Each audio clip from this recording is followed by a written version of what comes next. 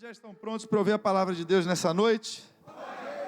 Então abram suas Bíblias.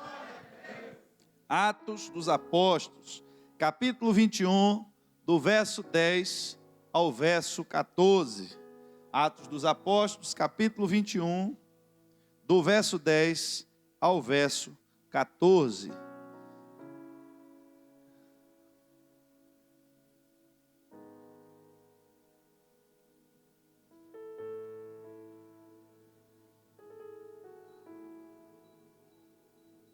Atos dos Apóstolos,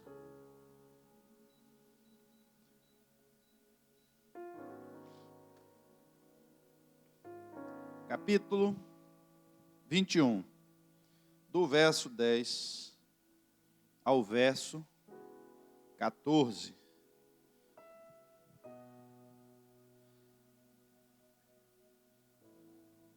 Todos acharam?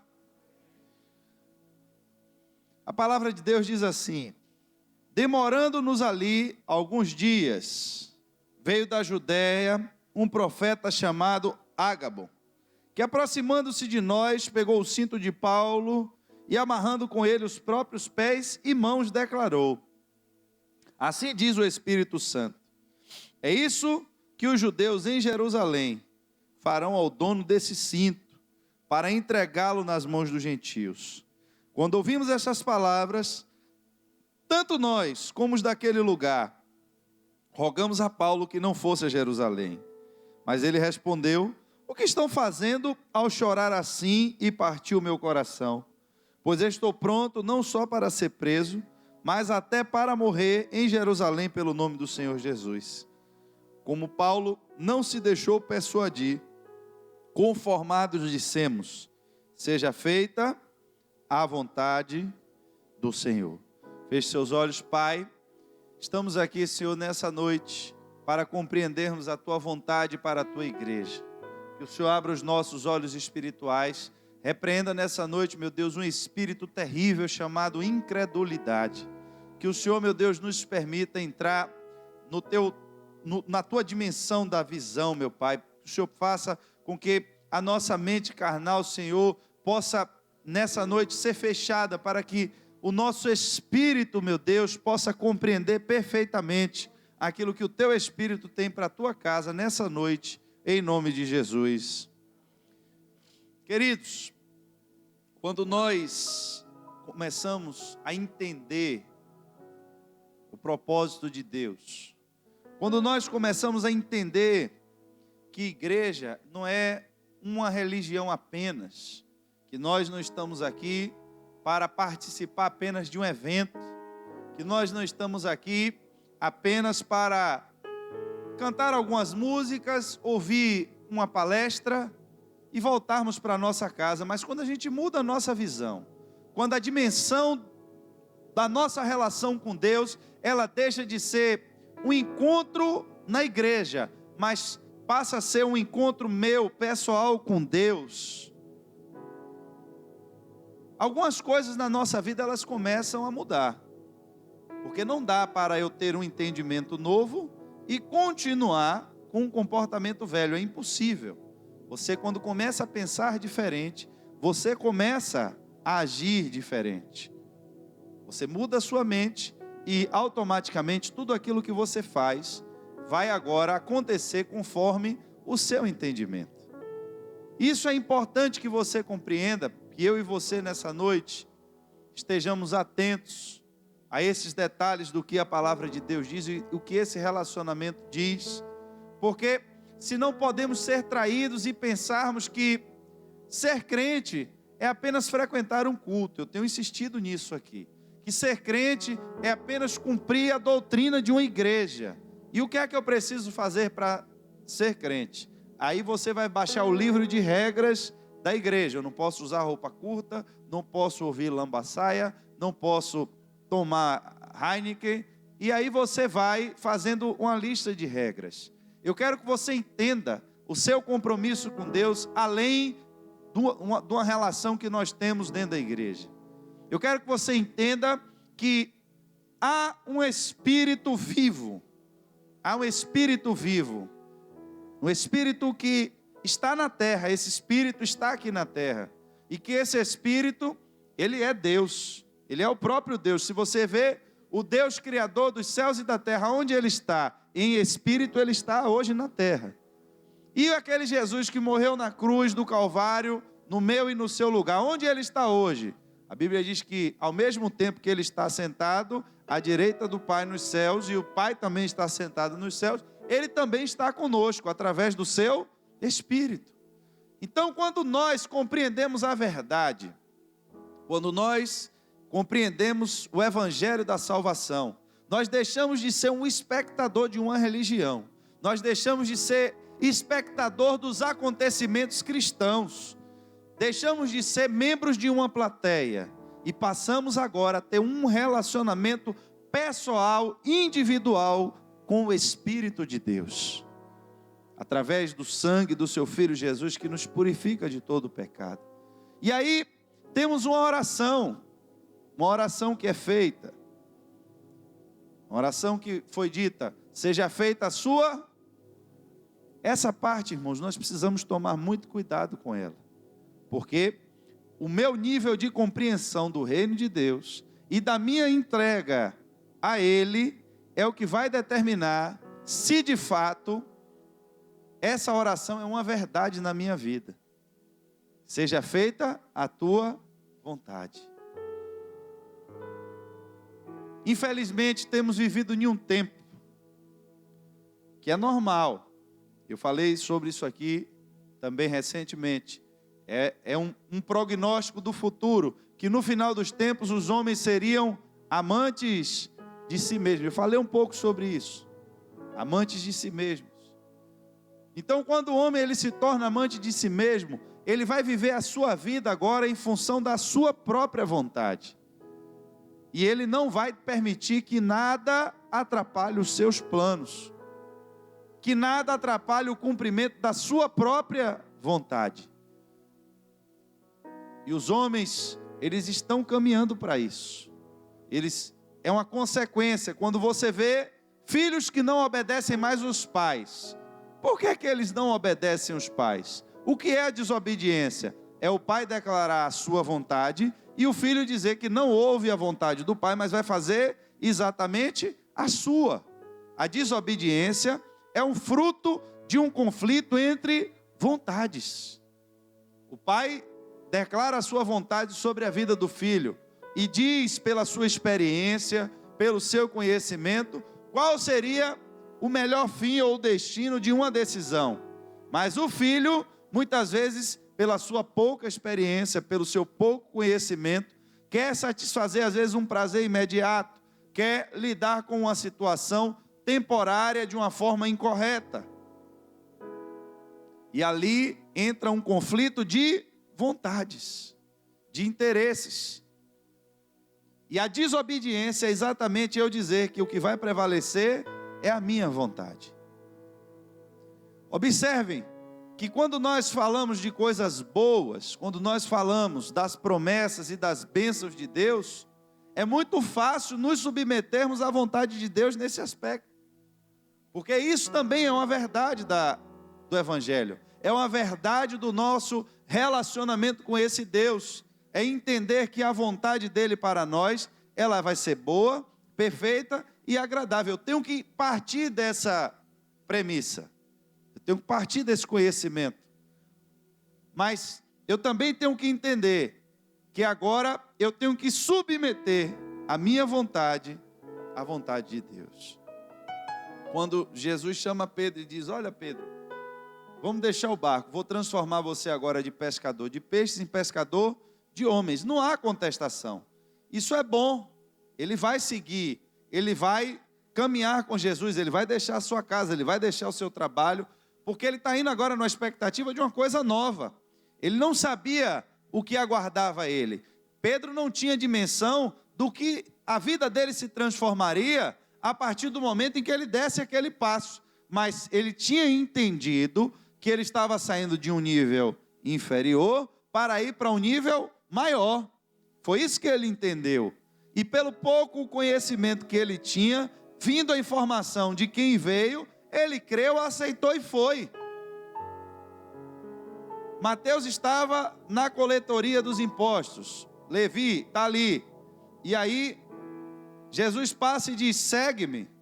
Eu não sei se a vida dele estava boa, se a vida dele estava ruim, mas a proposta que Jesus fez mexeu de alguma forma com ele, que a Bíblia diz que ele largou tudo e foi. Mas chega uma hora que Jesus agora chega para Pedro e diz: olha, Pedro, você vai me negar 3 vezes. E não é fácil, irmãos, a gente ouvir esse tipo de coisa. Não é fácil a gente ouvir algo a respeito do nosso futuro, algo a respeito do que vai acontecer, quando isso confronta a nossa vontade, quando isso confronta o nosso interesse. Por quê? Porque Pedro não tinha intenção de negar Jesus. Ele não tinha intenção de sair agora do ministério de Jesus, não era a vontade dele. Mas Jesus disse: vai acontecer. E Pedro contesta e diz: não, não vai acontecer, não é assim. E Jesus diz: olha, para que você saiba que vai acontecer, eu vou lhe dar a hora exata, com detalhes. Na hora que o galo cantar 3 vezes, você vai me negar. Irmãos, eu vou fazer o contexto dessa palavra porque eu quero que você entenda algo. Estamos mudando de nível. Deus já falou isso várias vezes. Deus está preparando a sua igreja. Deus está exigindo de nós uma maior proximidade, uma maior santidade, uma maior dedicação. Mas a maior prova que você pode dar do seu relacionamento com Deus é exatamente você ter a capacidade de verdadeiramente estar pronto para dar a sua vida por Jesus. E essa é a palavra que mais vai confrontar o crente nesses últimos dias, porque essa é a verdade. Quando se faz um apelo aqui, isso não é mentira, isso não pode ser uma hipocrisia. Quem quer entregar a sua vida a Jesus? Você quer entregar a sua vida a Jesus para Ele fazer na sua vida o que você quiser? Não pode. A sua aliança com Ele é porque Ele deu a vida dele pela sua. Então você tem que estar disposto também a dar a sua vida pela dele. Você pode cumprir a doutrina da igreja, você pode ser um crente disciplinado, porque você seria uma pessoa na vida também disciplinada. Se lhe botasse no exército, você seria uma pessoa disciplinada. Então, se você entra na igreja e alguém lhe diz o que você tem que fazer, você não tem dificuldade de cumprir regras. Mas evangelho não é cumprir regras. Evangelho é amor. E a igreja desse final dos tempos precisa agora tirar um raio-x do seu coração, para saber se você só está aqui dentro da igreja porque você não tem o que fazer lá fora. Se você só está aqui na igreja porque seu pai lhe trouxe, porque sua mãe lhe trouxe, porque você tem amigos aqui dentro. Porque, irmãos, entenda, é possível porque a Bíblia diz que no final dos tempos, a perseguição contra a igreja, ela vai voltar. As coisas estão acontecendo debaixo dos nossos olhos, e alguém precisa estar preparado para isso. Aí você pode dizer: pastor, esse negócio de Jesus vai voltar, a gente já ouve isso desde que era criança, no ministério infantil, fazia aulinha lá com a volta de Jesus, e vestia a gente de anjinho, e ficava todo mundo olhando para cima com as asinhas de cartolina, com algodão, e um vestia a bata do batismo, né, que sempre usa a bata do batismo, botava uma coroazinha e dizia: Jesus está voltando. E eu já estou ficando velho, pastor, já estou com um bico de papagaio, com hérnia de disco, tendo que pintar o cabelo de 15 em 15 dias, e nada de Jesus voltar. Só que Deus está nos despertando para uma outra realidade, uma outra verdade. Se não voltar no seu tempo, a pergunta é: você está preparando o seu filho para morrer por Jesus?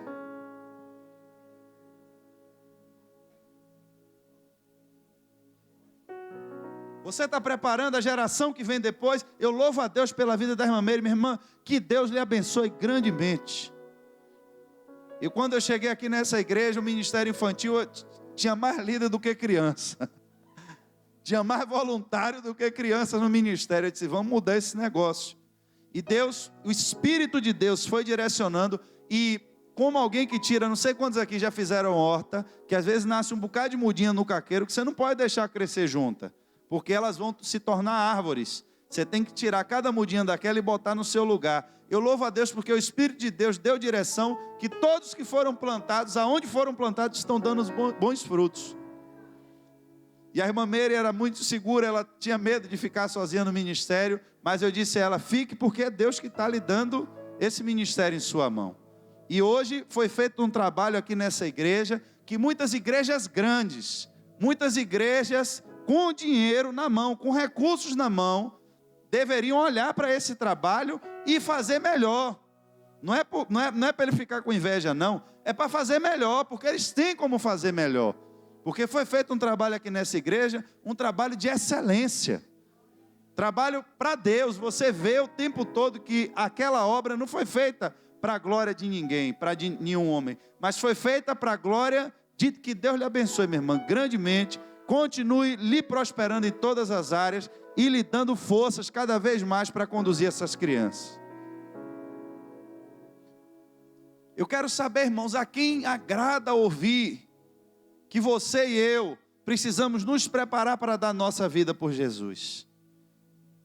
A quem é confortável ouvir uma mensagem dessa? Agora a pergunta é, você vai ver um homem que estava no auge do seu ministério. Fez a primeira viagem missionária, só vitória. Segunda viagem missionária, céu na terra. Terceira viagem missionária, meu irmão, até morto ressuscitou.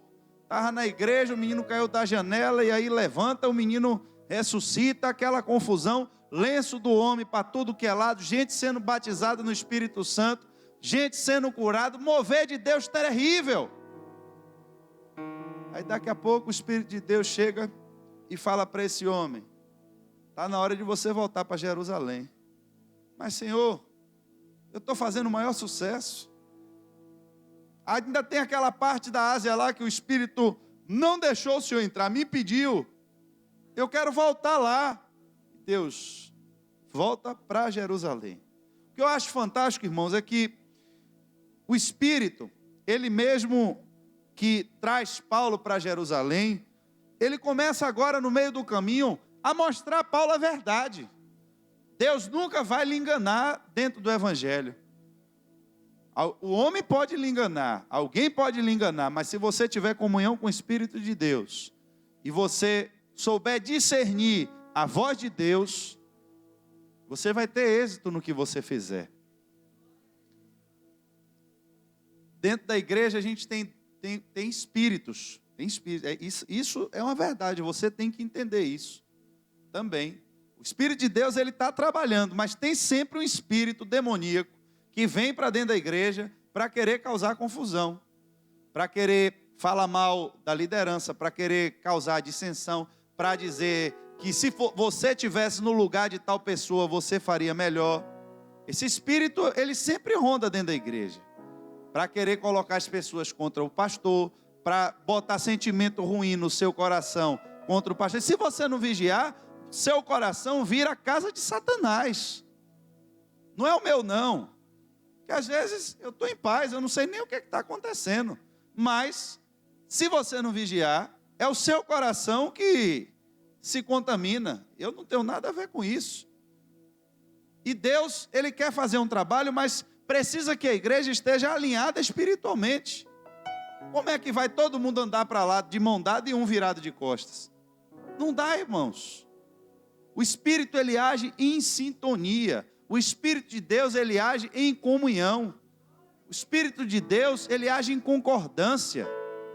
O Espírito de Deus, ele para agir, ele precisa de concordância. Esses dias eu tive uma reunião de trabalho e no meio daquelas pessoas eu tive a liberdade de dizer, no meio de uma reunião de trabalho, eu disse, olha, eu não estou falando de igreja, não, eu estou falando de um princípio. Porque se vocês não estiverem concordando sobre o negócio que está sendo feito aqui, vocês vão ensaiar fazer esse negócio 10 vezes e nunca vai dar certo. Porque tem um princípio na Bíblia que diz que o que 2 ou 3 ligarem na terra, no céu. Como é que a gente vai fazer a obra de Deus se não tiver todo mundo andando junto? Então, por que eu estou lhe falando isso? Porque parece contraditório. Paulo está indo e aí ele chega na cidade de Tiro. Você vai achar isso em Atos 21:4. Não precisa se abrir, eu vou ler para você. Ele vai dizer, encontrando os discípulos, permanecemos 7 dias, e movidos pelo Espírito, eles recomendavam a Paulo que não fosse a Jerusalém. Não foi movidos pelo diabo, não foi movidos pela carne, foi movidos pelo Espírito. Por que eles estavam movidos pelo Espírito? Porque o Espírito revelou a eles o tanto que eles teriam, que Paulo ia sofrer para cumprir aquela missão. Ele fez a primeira viagem, fez a segunda, fez a terceira, foi apedrejado, saiu de cidade como morto, teve lugar que ele teve que descer pela cesta, amarrado de corda pelo muro. Só que agora eles estavam vendo que o que Paulo ia passar ainda ia ser pior do que tudo isso. E o Espírito diz a ele: você tem certeza que você quer ir? Olha o que está ali aguardando. Então, não há aqui, irmãos, espaço para nenhuma interpretação desse texto, como se o Espírito estivesse se contradizendo. Mas é o Espírito lhe dando a oportunidade de você escolher. Preste atenção, a sua salvação e as obras que você faz para Deus são coisas distintas. Você pode ser salvo e entrar no céu sem ter obra nenhuma na mão. É uma possibilidade. Agora, o que o Espírito quer da igreja é que você não esteja diante de Deus com as mãos vazias, mas que você junte tesouros no céu. Ao entrarmos nessa terra, ninguém pode escolher nada.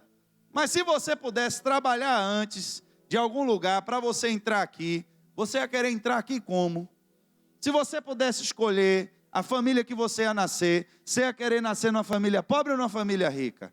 Você ia querer nascer em um barraco lá no meio do mato, ou você ia querer nascer numa casa confortável, com ar-condicionado, com piscina? Me diga a verdade. E por que no céu a gente não faz questão de querer o melhor? Se Deus disse que a gente tem trabalho para fazer aqui, e que esse trabalho se reverte em bênçãos no céu, tesouros espirituais, riquezas espirituais. Há um câmbio entre a dimensão que a gente está aqui e a dimensão do céu. É como se você tivesse que pegar o seu dinheiro, o seu real, e para ir para os Estados Unidos você tem que transformar ele em dólar. Porque se você der real lá, ninguém quer. Mas dólar, todo mundo aceita. Aí você tem que ir na casa de câmbio. Aí Jesus fez um câmbio com o jovem rico. Disse a ele: pegue tudo, venda, pegue o dinheiro e dê aos pobres. Tudo que você deu aqui, eu vou converter em moeda no céu. Quando você chegar lá, vai estar tudo depositado na sua conta. Você já vai ter um tesouro no céu. Ele não quis. A riqueza dele, a traça corroeu, o ladrão roubou, o Império Romano levou, e ele perdeu a oportunidade hoje de ter um tesouro no céu. O apóstolo Paulo, ele não foi escolhido por Deus à toa, mas Deus sabia o espírito que tinha em Paulo. Sabia que Paulo era um homem destemido, que mesmo antes de aceitar Jesus, ele era um ferrenho perseguidor dos cristãos, e ele não estava nem aí se tinha que entrar em uma casa e matar gente, torturar gente, se ele ia morrer, se ele ia viver. Ele não estava nem aí, ele só queria cumprir a missão dele. Quando Jesus salva ele, ele pega agora toda aquela força dele e canaliza para o que é certo. Tem gente na vida que é assim. Eu já conheci muito pregador assim, que quando era do mundo, era como se diz na gíria, bicho solto, que entrava de boca de fumo, pintava o diacho, trocava tiro com polícia, dava capoeira, rasteira nos outros. Aí vem para a igreja e aceita Jesus. Ele pega aquela mesma força, aquela mesma energia, e aí começa agora a evangelizar na boca de fumo, descer na baixada, e por aí vai, irmãos. Isso é um despertamento para muita gente que já perdeu noite em bar, perdeu noite em festa, que quando estava no mundo não media esforços para fazer e acontecer, mas hoje quando está na igreja, que a gente diz que é para fazer algo para o reino de Deus, a pessoa está cheia de restrições, que não pode mais perder uma noite, que não pode mais fazer, que não pode mais acontecer. Quando era escravo de Satanás, tinha que fazer tudo, ainda ia obrigado. Mas para Deus, não dá mais. E a gente tem que observar agora, aprender com o apóstolo Paulo, porque o Espírito começa a dizer a ele: olha, está vendo esse cinto aqui? Aí o homem se amarrou todo e disse: assim vai ser feito com o dono desse cinto. Aí o povo começa a chorar, começa a rogar a Paulo para que ele não fosse a Jerusalém. Só que Paulo insiste e diz: eu não estou disposto só a ser preso, mas para morrer pelo nome do Senhor Jesus. Meu problema não é aqui o que os homens podem me fazer. Eu tenho uma aliança com Deus que é maior do que tudo isso. Mas aí você pode me perguntar, quais eram os entendimentos que Paulo tinha para poder tomar uma decisão dessa? Se ele estava ali falando na Cesareia ali com aquele pessoal que veio da igreja ali de Éfeso, estavam ali com ele. Por que Paulo estava falando agora dessa forma? Você vai ver em Atos 20, do 32. Ele está em Mileto, me perdoe agora, falando aos que vieram da igreja de Éfeso. Ele está falando a carta que você vê escrita aos Efésios, a igreja de Éfeso. Efésios, está na sua Bíblia. Paulo vai explicar agora por que é que ele está tomando essas decisões. Por que é que mesmo o Espírito mostrando a ele tudo o que ele tinha que sofrer para cumprir a missão que foi dada a ele, ele não desistia. Você vai ver no capítulo 20, nós vamos ler alguns textos desse capítulo 20 de Atos. É só você voltar um pouquinho. E o verso 22 e o 24, Paulo vai explicar a primeira coisa. Ele vai dizer assim: e agora, impelido pelo Espírito. Veja, nós lemos dois textos em que as pessoas estavam dizendo a ele o que ia acontecer, para onde ele estava indo. Um capítulo antes, ele mesmo está dizendo: não é da minha vontade, eu não estou fazendo isso porque eu achei legal, porque eu vi o irmão Colosso fazendo, eu quero fazer também, porque eu vi alguém fazer e depois foi aplaudido e eu quero ganhar as palmas também. Não, eu quero fazer porque eu tenho direção do Espírito Santo. Eu quero fazer porque eu sei qual é o meu chamado. Eu vou fazer porque eu sei para que foi que Jesus me salvou. Eu vou fazer porque eu sei qual é a minha função no reino de Deus. Eu vou fazer porque eu não posso ficar parado. Eu vou fazer porque eu quero ganhar a minha recompensa no reino dos céus. E o Espírito de Deus está me direcionando aqui.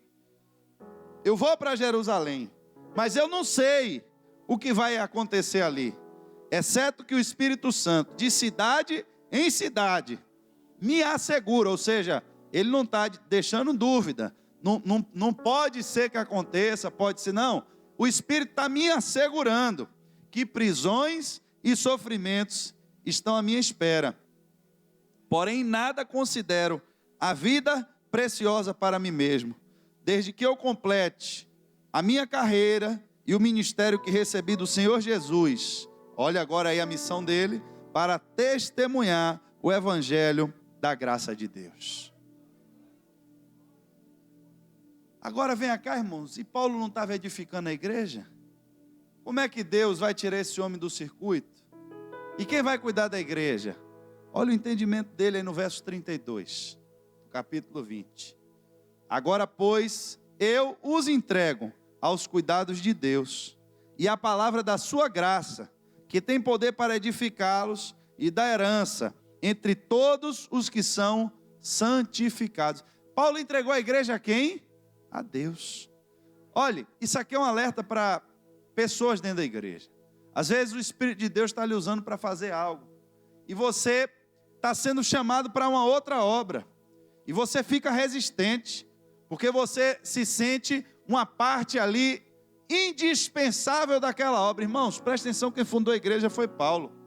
Quem orou para que as pessoas fossem batizadas pelo Espírito Santo foi Paulo. Você está pensando que você quer igreja com 1000 pessoas? Era igreja com 10, 15, 20 pessoas. E aí se você e eu fosse Paulo, o que é que a gente ia pensar? Mas Jesus, se eu sair daqui agora, quem vai cuidar da igreja? Aí o Espírito diz: olha, assim como eu trouxe você, não se preocupe, eu vou trazer outro para fazer. A gente que se prende, irmãos. E aí é um cuidado que eu e você precisamos ter, porque senão a gente deixa de fazer a obra de Deus para fazer a nossa obra. A gente começa a se sentir mais importante do que o Espírito de Deus. Eu perco a visão de que tudo que eu faço para o reino de Deus, eu só posso fazer se for impelido pelo Espírito de Deus. E que se Ele não quiser que eu faça algo, não adianta eu tentar sozinho. Eu tenho que ter maturidade para isso. Mas Senhor, eu queria tocar, eu queria cantar. Não importa o que você quer, o que importa é o que Deus quer. Mas, Senhor, o evangelismo está tão bom, eu já evangelizei aqui essa Europa toda e já abri tantas igrejas, eu sei, mas agora está na hora de voltar para Jerusalém. E a igreja vai ficar como? Deixe da igreja que eu cuido.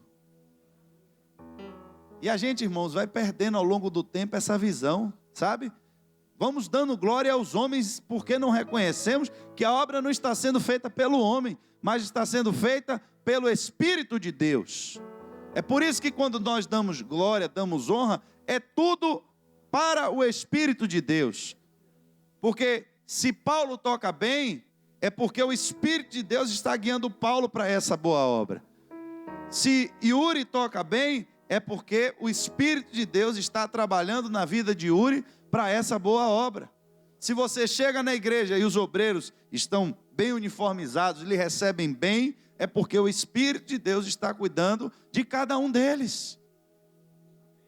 E se todo mundo sair da igreja, o importante é que o Espírito de Deus continue nela.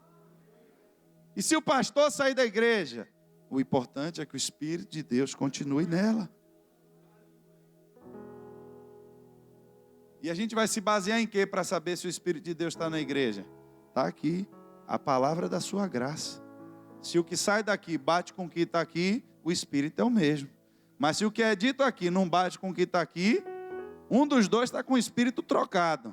A palavra eu lhe garanto que não é, porque essa aqui nunca falha.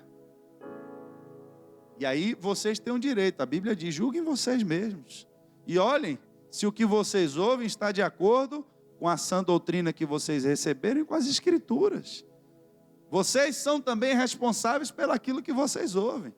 Ah, Senhor, eu estou indo para o inferno porque o pastor não me disse que era pecado. E por que você não leu a Bíblia? É isso que você vai ouvir lá no céu. Não estava na sua mão? Por que você não leu? Tudo é o pastor, tudo quem tem que fazer é o pastor. Ei, irmão, vamos acabar com isso. Vamos entender a nossa própria responsabilidade. A gente sempre quer chegar na igreja e encontrar algo pronto. A gente sempre quer receber a nossa parte e voltar para a nossa própria vida. Se você ainda tem a sua própria vida e essa própria vida não inclui Jesus, está na hora de você entregar ela de novo a Ele. Porque agora a palavra que veio para Paulo não é: vá que eu vou na sua frente e vai ser bênção. Vá que vou prosperar todos os seus caminhos. Você vai ver agora o fruto do seu trabalho. Vou repreender o devorador. Não, agora não. Agora a madeira vai deitar nas suas costas.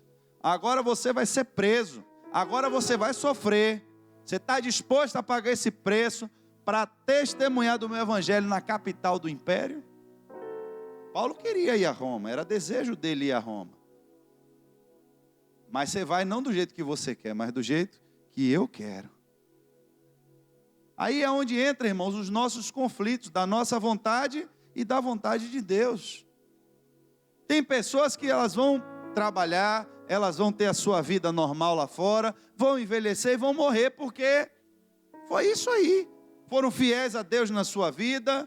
Talvez outros sejam como Ananias. A missão da vida dele é só orar por Paulo e depois está liberado. Vai saber lá o que é que esse homem fez depois, a Bíblia não diz. Agora vão ter outros, irmãos, que Deus também vai fazer um trabalho espetacular para lhe salvar. Porque Jesus apareceu pessoalmente para falar com Paulo. Não foi de qualquer jeito. Ele não estava no meio de um evangelismo e alguém cantou uma música e aí falou no coração dele, ele chorou, quando fez o apelo ele foi lá na frente. Aquele homem ia num cavalo, meu irmão, Jesus parou na frente dele e ele caiu. O encontro dele com Jesus foi um encontro marcante. Senhor, quem és tu? Eu sou Jesus a quem você persegue. Quantas pessoas na vida, durante esses 2000 anos, tiveram a oportunidade de encontrar com Jesus depois de morto? Quantas? Ouviram a voz de Jesus dizendo assim, não através de um corpo, mas no seu próprio espírito manifestado em forma de luz. Eu sou Jesus a quem você persegue. Quantos? Se Jesus fez questão de vir chamar aquele homem pessoalmente, é porque ele tinha uma grande obra a ser feita. O que eu quero que você entenda, é que se você ainda não entendeu, é que Jesus está falando com essa igreja de uma forma que não tem falado com outras. E isso não depende de mim, eu posso ir embora daqui qualquer hora, E se vier outro aqui em cima, vai falar até a mesma coisa. Se ninguém quiser subir aqui, até uma mula que subir aqui, o Espírito vai falar a mesma coisa. Porque quem está falando para a igreja não sou eu, isso não tem nada a ver comigo. Isso tem a ver com o propósito de Deus para esse lugar, que é antes de mim, que é antes talvez de alguém até pensar que isso aqui um dia era uma igreja. Porque eu não sei, nem todas as coisas a gente tem resposta. Mas o que você precisa entender é que nessa noite você está aqui. E que Paulo tinha a compreensão de que quem cuidava da igreja não era ele. Quem cuidava da igreja era Deus. E se Deus estava usando ele para cuidar da igreja, na hora que ele fosse, Deus ia cuidar. A palavra estava lá. Ia resolver o problema. Eu acho interessante que tem um detalhe no capítulo 20, que ele diz assim, ó, também jamais deixei de anunciar o que fosse proveitoso e de ensinar isso a vocês publicamente e também de casa em casa. Eu vejo uma resistência tão grande com esse projeto de casa de paz, que para mim não tem outro mistério a não ser a própria mão de Satanás para evitar que se cumpra isso aqui que Paulo disse. O evangelho foi pregado de casa em casa, foi publicamente, está aí, não está escrito aí publicamente, mas também está escrito que foi de casa em casa. Significa que Paulo fazia culto na igreja, mas também fazia culto nas casas. O nome que você vai dar a isso aí, meu irmão, é o que menos importa. Se é casa de paz, se é célula pentecostal, só não pode ter heresia, só não pode ter quebra de liderança, só não pode virar uma competição, marketing multinível, porque o nome que você der a isso aí é bagunça. É fora da visão de Deus.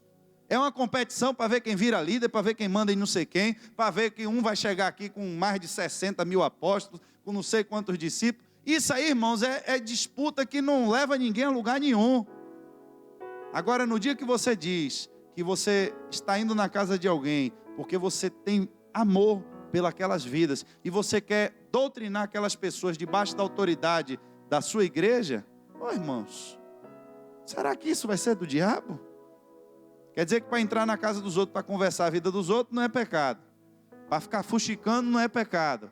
Agora, para conversar da palavra de Deus, é pecado? Está achando que tem alguma coisa errada nisso, não, irmãos? Não tem alguma coisa aí soando meio diabinho no meio, não? Pois é, irmãos. A gente sabe que foi feito todo tipo de trabalho errado por aí. Eu não tenho nada a ver com quem está fazendo errado. Minha mãe já me dizia, você não é os outros.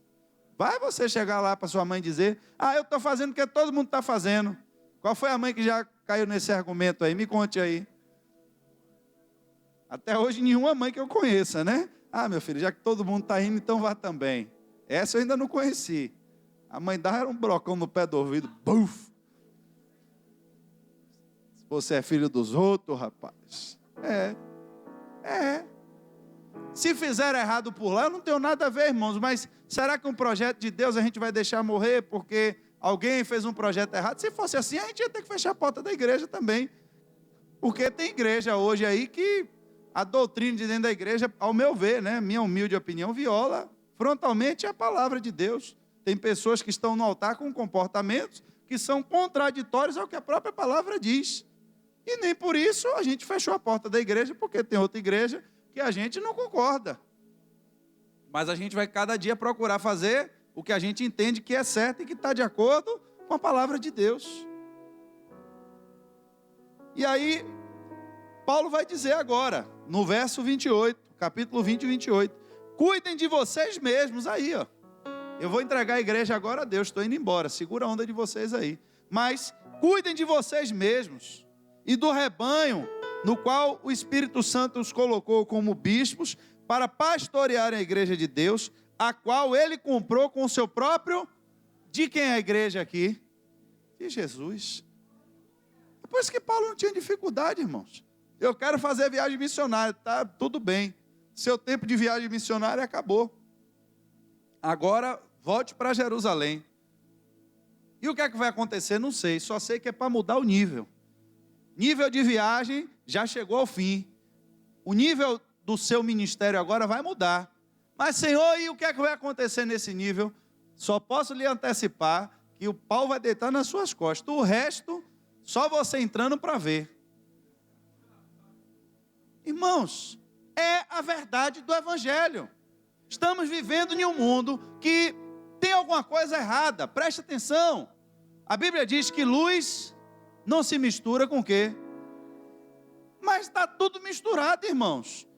Ou as trevas estão aceitando a luz, ou a luz está aceitando as trevas, porque hoje no mundo não tem mais inimizade entre luz e trevas. Eu não sou velho não, mas eu ainda peguei, eu acho que na fase de transição, em que a luz incomodava mesmo as trevas. Se você dissesse naquele tempo que era crente, era como você dizer, eu sou um pedófilo, ninguém queria estar perto de você. Eu sou um ladrão, eu sou um bandido. Quando alguém dizia que era crente, era assim. Por quê? Porque as trevas, o reino de Satanás, odiava os crentes, odiava a luz. Por quê? Porque a luz denunciava que eles eram pecadores. Porque a luz denunciava que eles estavam indo para o inferno. Porque só em você ser luz, aonde você estivesse, você denunciava o pecado deles. Só pelo seu comportamento. E que amizade foi essa de uma hora para outra? Que agora você vê pessoas que você nunca imaginava na sua vida, pessoas que têm pacto com demônios, falando no nome de Jesus. Eu disse, sangue de Jesus, tem alguma coisa errada aqui. Alguma coisa não está casando. Irmãos, Deus está falando que vai trazer agora uma mudança de nível. O que vai acontecer, a gente está igual Paulo, a gente não sabe. Mas uma coisa eu vou lhe garantir, que na hora que a luz descer, meu irmão, que o fogo acender, vai aparecer demônio de tudo que é canto para perseguir a igreja. Porque é assim, é para ser assim. Não pense que as trevas elas aceitaram durante o percurso da história, a luz brilhando. Não, vamos aqui todo mundo agora, né, ficar bonzinho, porque os irmãos ali estão cheios do poder, agora está todo mundo cheio de Deus, vamos nos render. Nunca foi assim, nunca. Nunca. Todas as vezes que Deus mandou um grande avivamento, vinha um avivamento, a perseguição vem depois, em seguida. E a gente pregou recentemente, nem todos aqueles que forem despertados pelo Espírito vão entrar nas bodas do Cordeiro. Nem todos. Eu vi essa semana, me apresentaram aí já mais uma mudança no sistema financeiro do Brasil, um tal de Pix. Pix ainda não é sistema de demônio, irmão, não se preocupe, porque na hora que for você vai saber. A Bíblia deixa claro que vai ser feito um sistema no qual você vai estar sabendo que você vai ter que receber um sinal no seu corpo, que sem esse sinal você não vai mais comprar e nem vender. O que o Pix está lhe dizendo é que a coisa já está à porta. Porque antes você tinha que ir num caixa eletrônico, tinha que digitar o número da conta de alguém, digitar o CPF, digitar não sei o quê, para fazer uma transferência que ia levar um dia ou às vezes 2 para cair na conta da pessoa. Se você fizesse final de semana, a pessoa não recebia. O Pix agora é uma chave eletrônica, que você compra, vende, transfere dinheiro, faz o que você quiser imediatamente online através do celular. É só uma chave, é só um QR Code. Você lê o QR Code, já foi. Já transferiu o seu dinheiro, já pagou a conta, já fez tudo.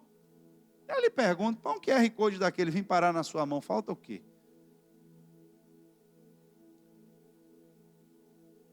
Agora você sabe o que é que vai acontecer? Eu lhe pergunto, será que você está pronto para o que vai acontecer? Você não vai poder mais trabalhar de carteira assinada. Você não vai poder mais receber pagamento, porque não tem mais pagamento para você receber. Se você tem dinheiro no banco, você vai ter que perder o seu dinheiro no banco.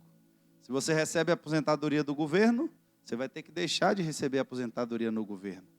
Eu pergunto, quem será que vai ter fé diante de uma publicação dessa, para dizer que, igual um maluco, um doido, eu não aceito esse sistema porque é do anticristo?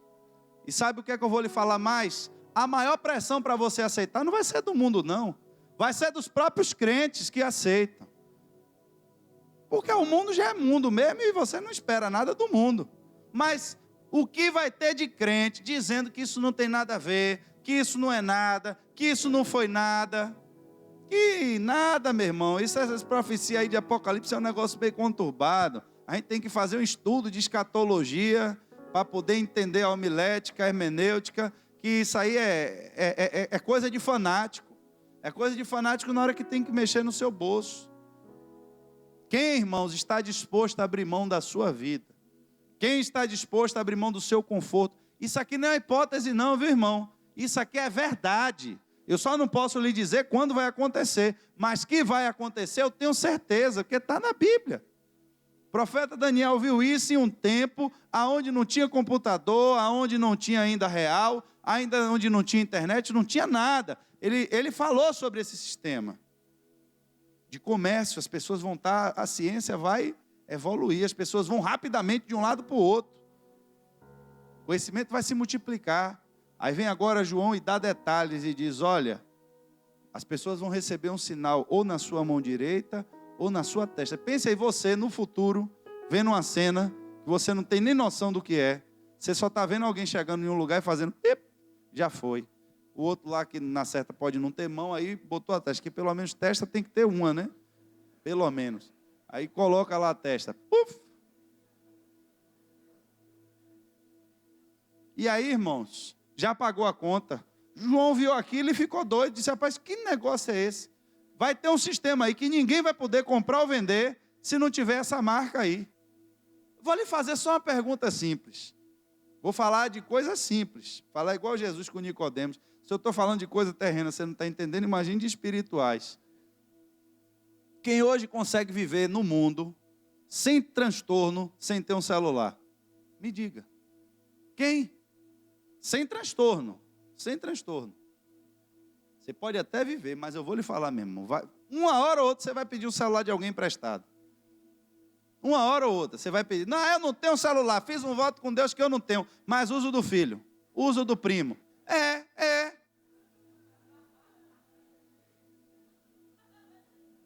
Eu tinha um colega mesmo que eu disse a ele, eu não vou lhe atender mais. Ele era muito doido, aquelas coisas, né? Todo zen, Greenpeace, defender a baleia. Ou pro Vale do Capão, fica vendo a fumaça lá. Sangue de Jesus.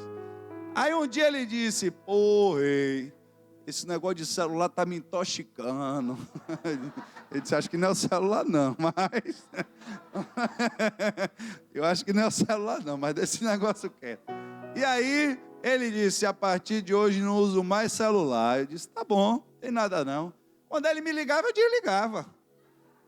Claro, você tentava falar com esse homem, rapaz, não tinha jeito. Ligava para a casa dele, a empregada dizia que já saiu. Não sei o que, aí você na rua, atribulado, precisando de uma informação e nada dele. Daqui a pouco ele chegava, parecendo o seu patropi.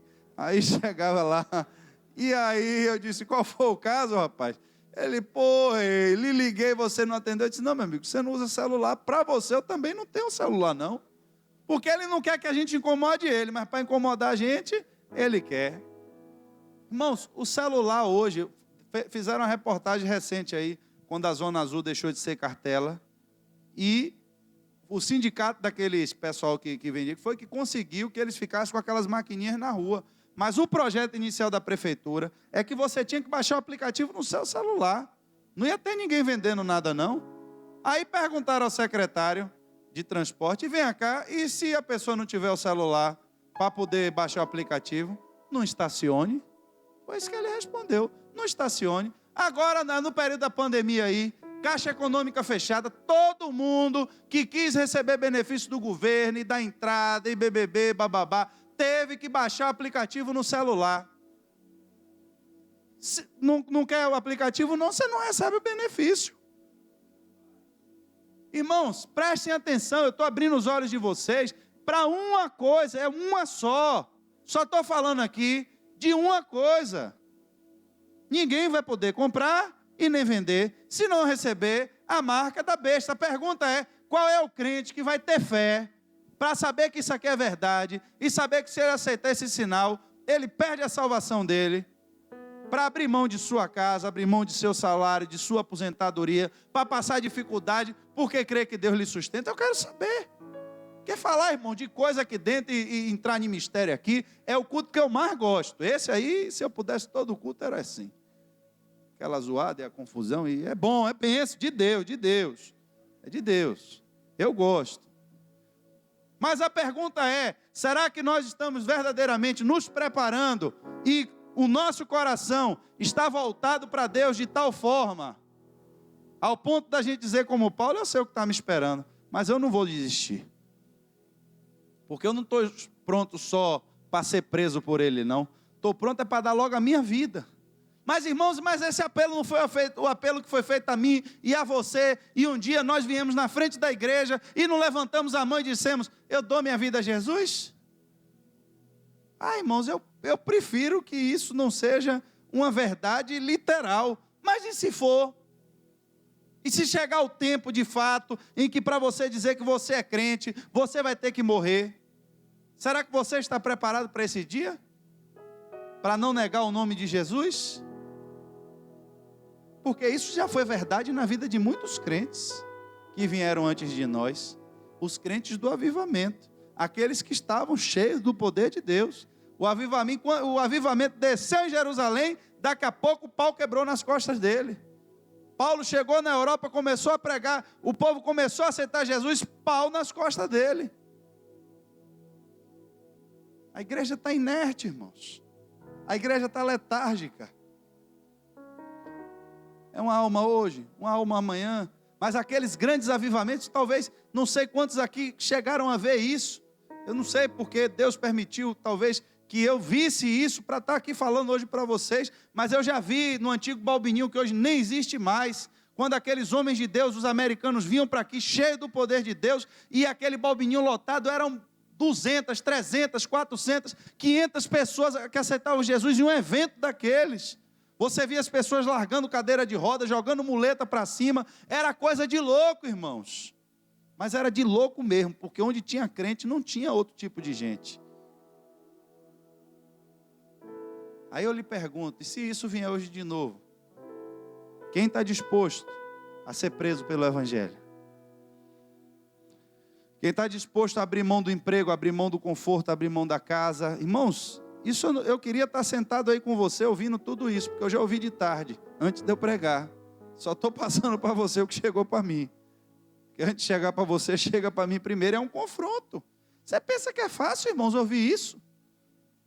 Você pensa que é fácil ter coragem de vir aqui para lhe dizer isso? Que ser crente, e o que Jesus quer saber é se você ama Ele. Porque foi a última pergunta que ele fez agora a Pedro. Não teve mais negócio de tentação, não teve mais negócio de transformar em nada. Agora foi, Pedro, você me ama? Você me ama? Você está disposto a fazer a sua ou a minha vontade? Porque se for para fazer a minha vontade, eu tenho um propósito para você. Apacente as minhas ovelhas. Você não vai voltar mais para pescar de novo. Você não vai voltar para o mar de novo. Agora tem uma missão e um trabalho para você. Irmãos, temos investido tempo na nossa carreira. Isso não é pecado. Temos investido tempo no nosso trabalho. Isso não é pecado. Temos investido tempo para conquistar as coisas nesse mundo. Isso não é pecado. Mas se você não tiver tempo para buscar as coisas de Deus, isso é pecado. Isso é pecado. Você tem que fazer uma coisa sem deixar de fazer a outra. Porque se você não estiver arrumando tempo para fortalecer a sua fé, se você não estiver arrumando tempo para ter comunhão com Deus, eu quero saber qual é a voz que você vai ouvir no dia que a sua decisão lhe custar alguma coisa. Porque hoje, graças a Deus, para nós não custou nada. Mas às vezes quando o pau quebra aí na rua, que tem um tiroteio, tem um negócio, no culto seguinte eu já vejo que já tem pessoas que não vêm. Eu não critico ninguém, não critico ninguém. É bom, você tenha cuidado mesmo. Eu não estou mandando ninguém para o meio da rua tomar tiro, não. Mas a pergunta é, o tanto que você ama a sua vida, se isso for necessário para você cultuar a Deus. E se a prefeitura mandar fechar em definitivo as igrejas? Se vier uma pandemia pior do que a do coronavírus, a gente vai fechar a igreja? Eu estou lhe preparando. Eu quero que você reflita na sua aliança com Deus. para saber o que é de fato que você entende do seu relacionamento com Deus. Para que não tenha sido uma mera declaração que você fez um dia, dizendo, eu dei a minha vida a Jesus para Ele me salvar. Eu dei a minha vida a Jesus para Ele me abençoar. Mas se você deu a sua vida a Jesus e Ele quiser lhe dar um propósito e uma missão para você fazer. E se Ele disser, eu quero que você largue agora tudo que você tem aí e vá abrir uma igreja, uma congregação da IBTD lá no sertão. Senhor, eu comprei uma terra e vou ter que olhar, né? Agora eu me casei, eu não posso ir. E aí Jesus vai falar que o problema sempre foram os ceifeiros, que o campo está maduro.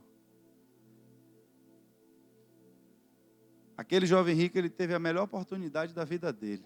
Ele ouviu o evangelho do próprio Jesus e recebeu uma missão do próprio Jesus. Vá, venda tudo, dê aos pobres e me siga. Eu vou lhe dar um tesouro no céu. Mas a Bíblia diz que ele não fez isso. Ele ficou sem identidade. A identidade dele era o que ele tinha. É o jovem rico. Não tem nome. A Bíblia não deu nome a ele. Ele só foi qualificado pelo que ele tinha. E onde será que esse jovem está hoje? Será que por ter ouvido aquela palavra, quanto tempo será que depois ele não se arrependeu da decisão que ele tomou? É muito bom, irmãos. Muito bom a gente saber que Deus nos ama. Bom demais. Muito bom saber que quando você tem uma aliança com esse Espírito e você é fiel na sua aliança com Ele e você entrega seus 10%, Ele vai abençoar tudo, que isso já vai acontecer. Que quando você busca Ele em primeiro lugar, o seu reino e a sua justiça, todas as demais coisas já estão sendo acrescentadas para você. Mas esteja alerta, como um soldado de prontidão. Porque tem soldado, irmãos, que vai passar a vida inteira ali no quartel, só treinando no alvo, aprendendo a montar arma, desmontar arma, mas ele nunca vai para a guerra. Ele vai se aposentar, vai para a reserva, sem nunca ter ido à guerra. Mas tiveram outros soldados que tiveram que ir para a guerra, porque a guerra chegou no tempo deles de serviço. Nós estamos no quartel de Cristo. Estamos aprendendo como é que usa as armas. Estamos sendo treinados. Mas eu preciso abrir seus olhos nessa noite. E se a guerra vier no seu tempo? E se a guerra vier no meu tempo? Você é um desertor? Ou é alguém que vai defender a sua pátria porque você sabe usar as suas armas? Chegou a vez de Paulo. Paulo estava num tempo em que havia guerra. Quer testemunhar no Império Romano? Quero. Mas vai sofrer. Eu tô disposto não é só a ser preso, estou disposto a dar minha vida. A aliança com Cristo foi exatamente essa. Você tem que me amar acima de todas as coisas. Você tem que amar a mim mais do que a você mesmo. Você tem que fazer a minha vontade. Porque aí sim, eu tenho aliança com você. Aí sim, o meu sangue que eu derramei na cruz vai ser vertido em seu favor. Mas você tem que andar alinhado comigo. Queremos a unção, irmãos. Estamos pedindo a Deus e sabemos já está à porta. Estamos vendo já o barulho da chuva. Já estamos vendo Deus soprando o seu fogo no meio da igreja.